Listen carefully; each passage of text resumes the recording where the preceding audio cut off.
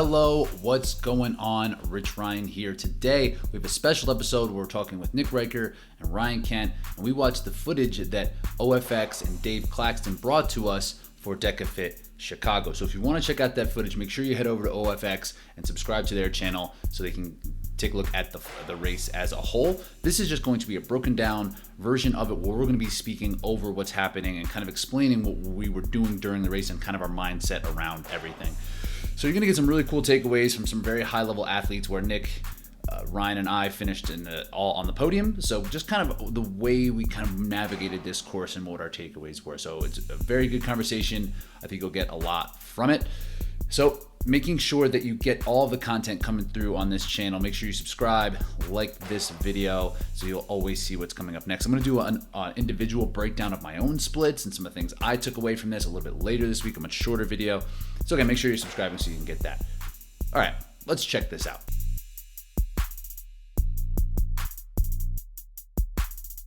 So here's Dave, and they were catching somebody running with us in the beginning. So there's going to be some kind of footage, I'd imagine, Spartan's going to put out, right? Mm-hmm. Yeah, you hope. They're definitely not. I think that they want to put out just a little bit of running and have most of the footage be on the zones.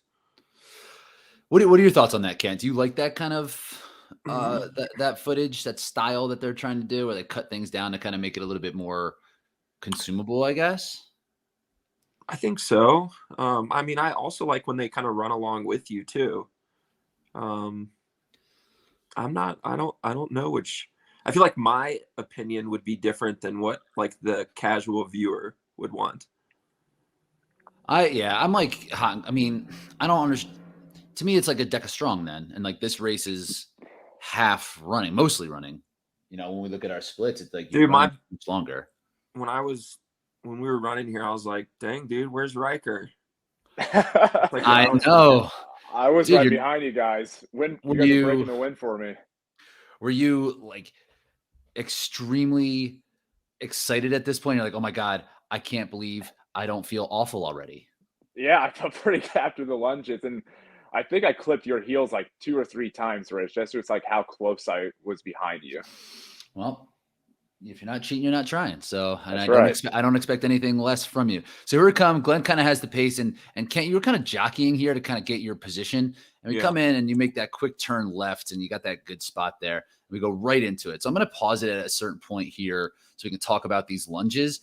And we're going to kind of skip through the runs some. So when we got into the lunges, how were you guys feeling about like your position and what was going on? Like, was there anything that you guys was like positive, negative? Because Glenn came in first, but then did straight.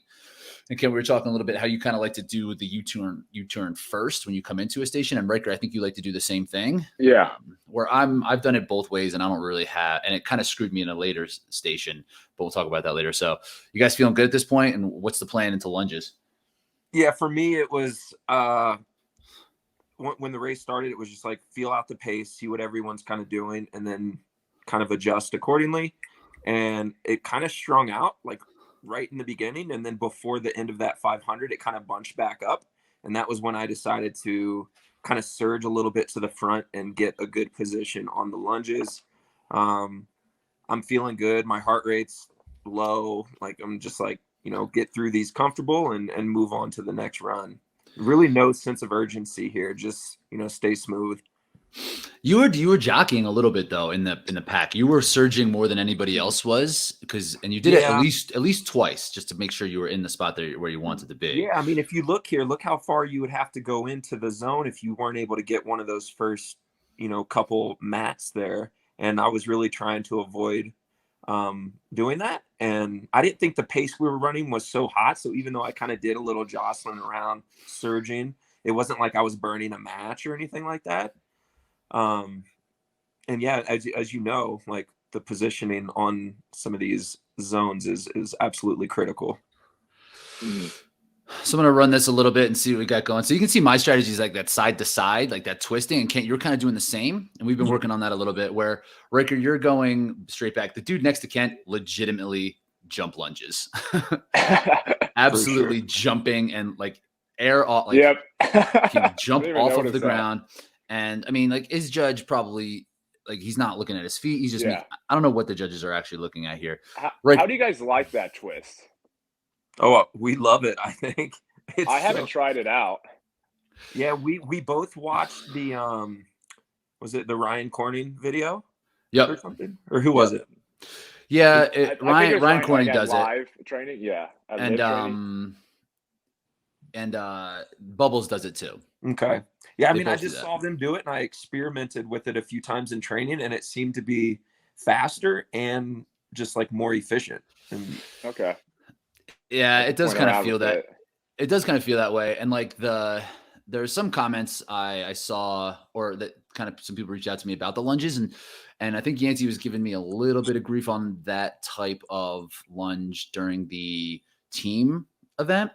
And I'm not sure like how I'm thinking about this. I'm going to pause this so we can talk about this run, because it is, and this might be an issue. And we'll talk about the box step overs too, because I think similar things are happening there where it's like,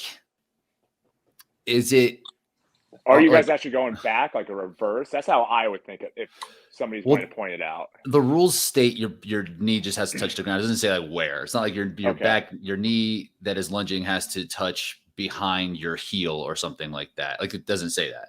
And then we probably would be doing that anyway, but there's no standard as to like what it actually means. I think that because when you get wide like that, it does look like your hips aren't all the way open. But when Kent and I talk about this, like your torso isn't really bent that much forward. Yeah. So like if we're doing like the hip crease torso, like it's still upright. It still seems like a good rep in that, like to me. So I don't know.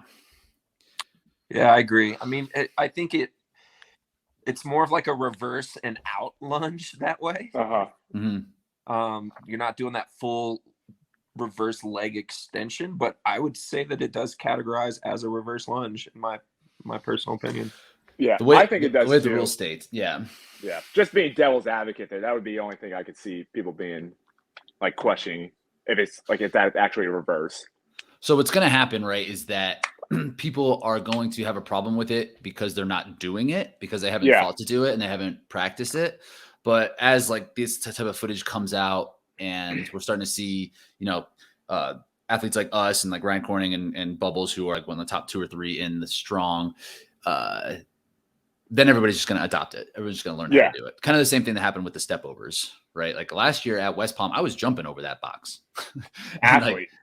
Athlete, not even touching the top. No, but I was, and it was way slow. And Forrest Bogue was doing the style that we're going to see. And I was like, okay, I guess I need to learn how to do that because that's way faster. Oh, I must note. So I came into the lunges. I didn't have a great spot. It wasn't that big of a deal because the lunges was set up pretty much in the middle. But I was counting in my head, and I got to like 14 or 16, and my judge isn't counting. And I'm like, where am I? And whatever he said was 2 behind where I was. And I was like, and I didn't hear him count. We didn't know where anybody was. All right, that's nice. So I was 2 lunges behind on this one. And like it's not a huge deal, but just the position, I had to work a little bit harder coming out of this run than I wanted to. And you can see in the far, you can see us in the far end of this arena here. We all just kind of caught back up on this. So my run on this one was like my fastest run of the day because these just had to catch up, and it's early still. So and sorry to cut in, but like for me, coming out of those lunges ahead was actually a little bit of a surprise. To have created a little bit of gap. So I was actually able to relax a lot on this run going into the row. Because at this point in the race, I'm not trying to win the race. I'm just trying to stay in control. And I was able to relax a lot. So coming into this row, I felt super good. And then here's, and then we're getting to the row. Ryker, you, how you feeling too? Pretty much the same as Kent was saying. It's like everything was good. Yeah, I just wanted to be very relaxed. I've obviously got the what people have like know me as going out maybe a little too hot. Like that's the first time I ever not led after lunges and DEKAFIT. So, but that's what I wanted to be. I didn't want to lead. I just want to feel good and relax, and definitely was the entire time. Were the straps on your foot pedals, were they open or were they? Mine weren't. Mine Dude, weren't either. It took me a good I lost maybe 2 seconds. Like, Yeah, mine were open. Mine weren't. Like, you can see my feet here probably are not even in the, like, it's just my toes are in because I just shoved them in there, and eventually it got wide enough to come through it. But I'm rowing pretty well here. I'm under 140. Riker, you're right around 140, 142. Yeah, 140, 142. I say because like my rowers at my gym, our members just beat them up so much that you have to pull so hard just to get like in the low Yeah. 150s. So like I go like the same effort, I feel like, and I'm just in the low 140s, high 130s, and it's cool. I was like, cool. You guys don't Rich. clean. You guys don't clean your fans and chains. Not as much as we probably should. What's up, Kent? So here, I know you're pretty big on pacing these events and not kind of getting too far over your head like early on. So I know you're what threshold you're trying to hold, what, 143, 144? In the strong and the mild, that's what I've been, but I was faster than that here because of the run. I was like, I can go a little bit quicker on this than I was just really wondering want if maybe to. like, coming down from altitude, if like all of a sudden you're like, man, 139 feels like 143. Maybe a little bit of that. Maybe a little bit of the race and the altitude itself was making me feel a little bit better. I made another tactical error on this one as well. You see how like let's see if we can say. So zone 2, the opening was not in the middle, and I figured that they should do the best that they can to kind of make the stations equidistant from the entrance. But here, the ones on the left and even like straight back where John Howard just was and ran out, they were way closer than where I ran. Like I ran straight to side and I was like, oh my God, this is like an actual big transition. Yeah. So at that point too, I was like, oh my God, I was looking at the like little ropes. I was like, can I just jump over these to get out of here? And I was like, I might get in trouble for that. That might not fly. Riker, how are you feeling after the row? I'm feeling really good. Even with transition and everything, I was right at a 150. So I just felt relaxed the entire time. I'm feeling confident that I'm not going to blow up anytime soon. I was 153 with transition. Kent, what were you? Do you remember? I don't remember. Come on, dude. I know. I mean, I think I know I rode like high 130s for the 500. So I don't know. Transition was probably like 146. Yeah, and you have a bit of a gap here now when you came in.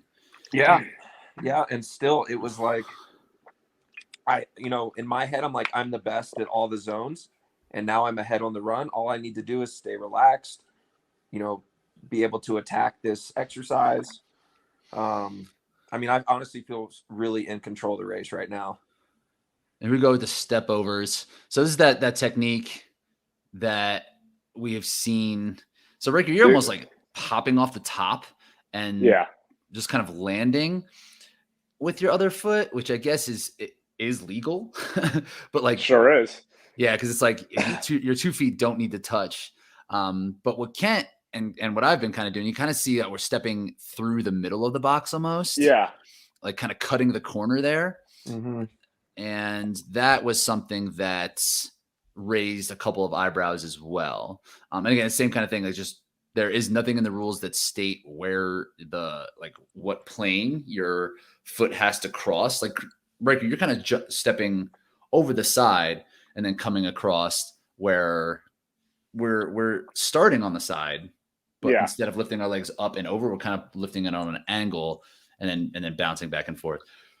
What's our take on the step overs? I mean, it's kind of the same idea with the lunges. Yeah. I mean, it still follows the rules and it's, within the standard. And I think when you're in a sport and the highest level of athlete is competing in an event like this, you're going to find the most effective way to do an exercise that's within the standard. And I feel like that's what we're doing here. We're staying within the rules and, we're finding the most effective way to get through these. And that's kind of my take on it. I agree. I think that's what CrossFit has done with like pull-ups and stuff and handstand push-ups. It's like, oh, it's not really a pull-up. It's like, this isn't really a box jump over, but it's what is stated by the rules. I think if they wanted to fix this, they're just going to have to say 2 feet takeoff. And that's just what it's going to have to be, actually a jump. And then I think we should, I don't know. It's just that they're kind of back. Or both feet have to be on top before you go to the bottom. Well, that'd be so hard to judge. Yeah, like let's watch you, right, Ryker. Like you could be like, no rep, but like, yeah, it's like a split second of no. Like for me, no rep. That'd be a no rep because they're not on at the same time. And these judges clearly don't want to give people no reps. Mm-hmm. So I think that would just be a problem. I did 22 box step overs as well.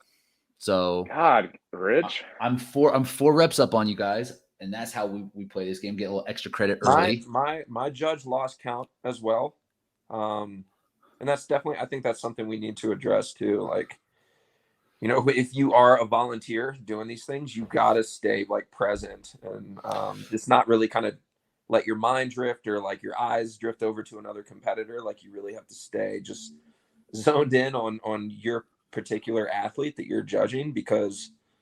Yeah, I mean, like Rich did 2 more reps, and that could be the difference, In a race like this, where I wish we were a little bit tighter, like Ryker, you keep opening up a gap, and I would be interested in what your run splits were. I definitely was closing in on you on the later runs, but maybe not necessarily in these early ones. But yeah, like 4 extra reps and a screwed up row zone. Like I've added, I don't know. 8 seconds, 10 seconds, maybe in the first 3 stations, which is like, not great race tactics on my end. 2 are definitely judge related. Rich, do you just not count your reps? I do. Like I said, I was, but like they weren't counting out loud, the judges. So I didn't know where they were. And like, it's up to them. I think you could just do it however many you wanted and you could run out and nobody would say anything. But I don't know. This station, like low key kind of concerned me yesterday because I was so drenched by this point. This ball was just slipping. Like I was having to use so much like grip and forearm strength here to just like control this. Whereas like, when I did Austin or Denver, like you don't have to deal with those, variables because it was like 30 degrees outside. So this was super frustrating. I'm like, dude, I'm going not as fast as I can because I'm just trying to control this ball. This is a station where it's like, can you go faster? We saw in the doubles and the teams. I just saw, like, I was going to say Bubbles. Like he was just launching. He's just flicking his fingers, like lifting his shoulders up, flicking his fingers and throwing it against the rig. It was hilarious. It was actually ridiculous to watch. But I don't think there's much difference. My split on that with transition was 48 seconds. And I think that's just kind of what it is. You know what? You guys have any idea where you guys were? Yeah, I got 1, 2, 3, 4. Mine was 50. Busted that ass. I was 43 on the exercise itself. So yeah, plus 3 minute, the second and a half. This transition might be a little bit slower actually because you have to get up. You have to get down. You have to get up. So maybe add 4 seconds to that. Yeah. So negligible. This is a station that is like, I don't know, it's fine. that could be an area. It's a little rest. I mean, I'll be honest, like your legs feel good coming out of that station. At least for me. This would be a place that they wanted to, like, they're already building a rig. So if they wanted to make that toast to bar, I think that'd be much more taxing for people and much more of a skill that people could learn. Because I don't practice this station really. Like, no. I don't think I necessarily need to. And it's hard to practice. I don't have a rig. I don't have a setup. Like your feet are anchored in there. So I don't know. So we're all kind of spread out at this point now where it seems to be pretty even. I think it was 5 to 8 seconds between all 4 of us at the top, which was Glenn Race in 4th. Now, Ken, this is, we were talking before, and no men's race has been decided after the SkiErg. Like whoever comes out of the SkiErg has won every single DEKA event on the men's side. There's been some women's races where the assault bike has made the difference. When you're coming into this, were you just like, all right, you had an idea of what you wanted to pull, or we're just going to kind of see how it felt? Yeah, I mean, I had an idea of what I wanted to pull. 146, 147 was the goal. But I relaxed a little bit on that run coming into this because I had that cushion, and I just started cranking, and the thing was reading 142, 143, and it felt smooth. So I just rolled with that. And, maybe the last 100 meters, I kind of settled back into that 146 pace just to kind of give a little reprieve going into this next run. But my goal going in was to not even be leading the race until after the SkiErg. So I was a little bit shocked that I actually kind of already created a gap. Yeah, my goal was to be in contact here and then try to make a move after the run to try to press you a little bit. But yeah, I just screwed up those first 3 stations, and I was working hard. Honestly, like at this station, like this didn't feel great. I was like 151s, 152s, and I thought I would be able to do that and feel like pretty comfortable, but I was already working, and I was working since after the row. Like this wasn't an easy kind of settled in effort at this point. Ryker, how are you feeling here? It's good. It's just the story with me. I just got to get more time on the SkiErg. And Rich, I've never seen my hands like kick out like that when I get down to the bottom of it. So I didn't know if that made me slower, that made me faster. I was skiing in the finishing behind you like that? No, that's like when you think about it kicks out a little. They just kick out a little bit. Going wider, you're saying? Yeah. I don't think that matters. I think that's just where like kind of like your arms are positioned. Yeah. But no, I don't think so. I mean, some people kind of flare it away wide. Yeah. Like they kind of swim around, and that is bad technique. That's inefficiencies when you're like bringing it out. It just kind of looks cooler. Like if you're swimming your way up. No, I wouldn't be too concerned about where you are. It's probably because your stance is wider than mine. Yeah. But this is my best ski out of the 4 decades I've done. So, I mean, it's really all I can ask for. For sure. Yeah. What were you at? You said? With transition, I was right at 159. Yeah. I was 203, so you actually beat me on that. Yeah. And I've had transitions with the ski where I'm like at 214. Oh, yeah. So you did a good job hanging on. Like in these states, this is a point where I was like, maybe I could gain some ground, but as I was skiing, I was like, maybe not. Maybe I'm still surviving here, and we're just gonna have to see how let's like press these runs a little bit and see what we can do. How'd you feel after the ski, Kent? How'd this run go for you? It went well. Like, again, I'm kind of surprised in how well I feel running because I haven't been doing a ton of like interval work. I mean, a little bit, but mostly a lot of zone work, metcons, and things like that. So I'm kind of surprised right now that I'm feeling so good on these runs. And again, I'm able to dial these 500 meters back by like 2 to 3 seconds each time to allow myself to feel good going into each zone. And that's simply based off the little bit of gap I have created. It's allowed me to feel just like super in control of my effort at this point. Yeah, and the station work, like for you, even if people do start catching you on the run or something like that, your station work is going to like set you apart at this point.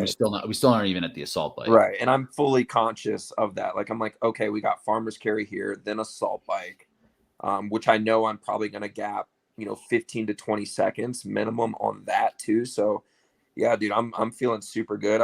I'm like, let's just finish this thing off and get the dub. Ryker, where's your head at this point after the row? I mean, after the ski, I mean, Kent kind of pulled away from you a little bit, and now me and you are much closer together. Yeah, and it's always like this is just to me like where the race gets real, like hurting really bad. And yeah, like I want to say with confidence, there's still a chance I could catch Kent, but I know the bike's coming up. I think I could go sub-minute, so like I know I'm not going to catch him. So yeah, it was just like trying to hold off you as much as I can. And not fall off too much of my runs.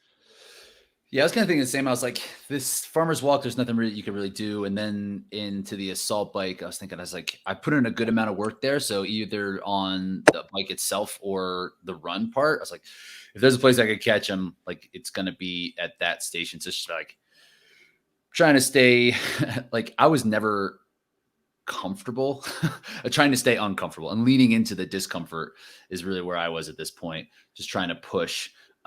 So, and Glenn's like not too far. Yeah. And Mark Polson's right here too. So I'm not really that concerned about them here, but I see them for sure. Rich, for the whole time, were you thinking like you were just eventually about to catch up to me and like pass me?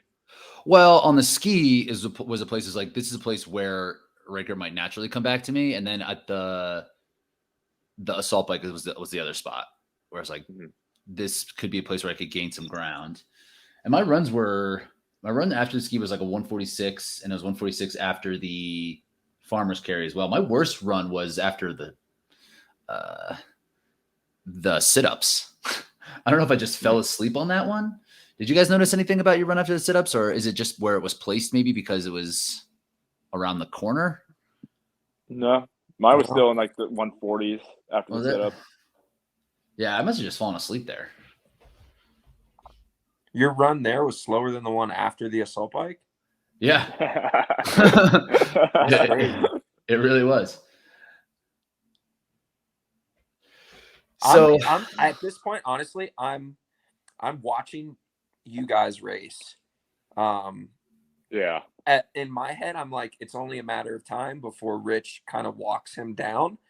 But as the race kept going on, I kept seeing Nick, holding him off. And even though like Rich is my boy, I think a part of me was kind of rooting for Nick at this point to kind of hold off Rich. I wasn't rooting for you, Ryker, not at all. And so coming in here, this is like the make or break station. Kent, you're cranking. What were your RPMs on this? Like mid to high 90s, I think, for most of it. That's rolling. Like most people, if they get on the assault bike fresh, that's going to be hard. Yeah. The last like 5 or 6 cal, I kind of drop it down to like, mid to high 80s. Was that your best bike in a? Yeah, for sure. I think so. Ryker, what's yours on here? Do you have any idea? Yeah, I started off way too hot. Like, I just got excited, and I was like, then I looked down finally after like 10 seconds, and I was like in the 85s. I was like, I'm gonna blow up if I try to keep doing that. So I dropped it down consistently to like 77, 78 RPM. Yeah, that's kind of where I was from the start. Was at 77, 78. What was your time on this? With just the bike alone, it was right at 58 seconds. Just the bike? Yeah. Mine was a little slow. Mine was like 119. So you actually put some ground on me here. I took the pedal off a little bit, expecting this thing to carry a little bit more like how like a regular assault bike does, but it seems a little bit slower. My seat got changed too. I had changed this before, and I'm definitely lower than I would like to be. Like what notch is that? Like your 5th notch? If you count the holes down there. So it was at like an 8 or a 9 or something like that. And yeah, like this thing is not ending, and I am pretty tired now. I feel like in my personal estimation, this station is likely going to blow you up like regardless. So that's why I just go ham on it. Yeah. Like I don't think going 95 is really any different than going 80, like it's just like get this thing over with and move on to the run. You can worry about recovering on the run. Like just get it done. That could be the case for this and for the sled. For the tank, it could definitely. I think it's a little harder to do on the tank than the assault bike. Just to sell out, you mean?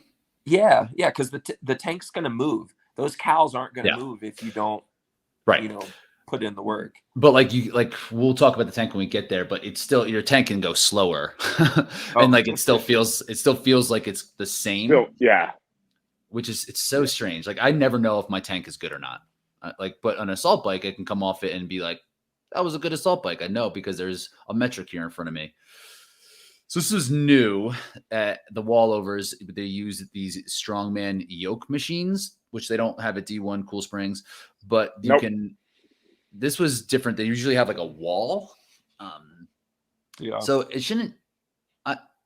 I don't necessarily know if it was different at all, but the thing, there's these pillars on the side that you could see where you stack the weights. So they're a little bit in the way. But they're very in the way. They're a lot. Yeah, you don't want to trip. You don't want to trip and land on one. No. But they're taped, so you can see them. Yeah. Look, they got the tape on there. And honestly, here I'm like, man, I'm going so slow on these reps. That's what I'm thinking in my head. But timing it after the fact, I actually had a pretty good split here. It was under a minute on these, which is this is my least favorite station. I think this should just be over shoulder. I don't understand the wall part. Yeah, I would agree with that. I think over shoulder is harder. This is just annoying. This is like slow. It's not heavy. Like I just don't know how to go faster on it. Yeah, it's not. Like you really you just kind of have to hustle around it, I guess, and just make sure the ball placement is where you want it to be. Look at you and me, Rich. Doing the same time. Gained a little bit on me. Yeah, my split on this was 120. Oh, I think mine was like 113. Rich just doesn't look like he's having much fun at all. I told you I've been pressing since the row. and we talked about this yesterday. Nick's probably feeling on cloud 9 right now. He's like, dude, I'm freaking holding off Rich. Like all I have to do is, get through this, get moving, and like, he can pull off this upset. And you're like, fucking A, dude. Like, when am I going to catch Nick? So you guys are side by side with probably two completely different mindsets. I was trying my best to stay engaged, like try to keep these runs going. Yeah, dude, I can't imagine. I can't believe you're out of here so much sooner than I am. Looks like we were going the same exact speed. I thought you were like, you passed me on them because I was going so slow, and I thought I saw you like move back and forth a little bit quicker. Yeah, I was kind of surprised by that. Those last two zones, Rich, you finished the last rep or the last cow, and like, dude, you were so lackadaisical going out of the zone. I don't know if that's fatigue or just you're just checked out at this point. It's a little bit of both. I mean, like it's a little bit of a lack of urgency for sure. It's definitely effort based, but it's just like trying to get a little bit of recovery going into that run. I think is the main thing because my runs were strong. Like this next run was a 144, and the run after the assault bike was a 154. Look at this. Kent's trying to freaking push the women's. Mine was a 205 after the assault bike. Yeah, so I'm still I'm still running pretty well, like for where, and my running is like okay right now. I wouldn't say I'm at like anything near peak. So it wasn't like an effort thing where I was just like surviving. I was still coming with it, but my station just kind of sucked today. I don't know if it's because my fitness isn't fantastic right now that the running, my compromised station work, let's flip it, wasn't great, but my compromised running was good, I guess. So Ken, with this, you ended up having like almost too flat on here. Do you think this pull is faster? Yeah. I mean, if you have the energy to do it, if you're just like gassed out at this point, you have to do the walk back technique. You're not going to be effective doing these row back things if you don't have that power. It's just, and I did, I used that first down and back to kind of get my breath, and then the rest of the way here, it was just like, step back row. So Ryker, we come in and you're 4 seconds ahead of me. Yeah, then I'm messing up with the handles. You didn't grab them at first. I did grab mine. Yeah. So we're almost even here. How'd you like pushing that low, Rich? I don't know. I should have tried it again. I was kind of I just grabbed the handles and started pushing. I didn't necessarily notice a difference, and I don't know if I would have on here. Because I heard that if you push the horizontal bar, Ryker, that it feels less bad, like the magnetic resistance doesn't. Oh, does it? Okay. That's what I heard, but I don't know. So, anything you're noticing about your sled here, Ryker? It was going just diagonal. It wasn't going straight. Dude, we almost bumped each other. We bumped each other several times, and I kind of feel bad because, like, when I was going towards Kent, they would like straighten out like my judge would, and I think when they were straight out, it almost gave me a little like a help when pulling it back.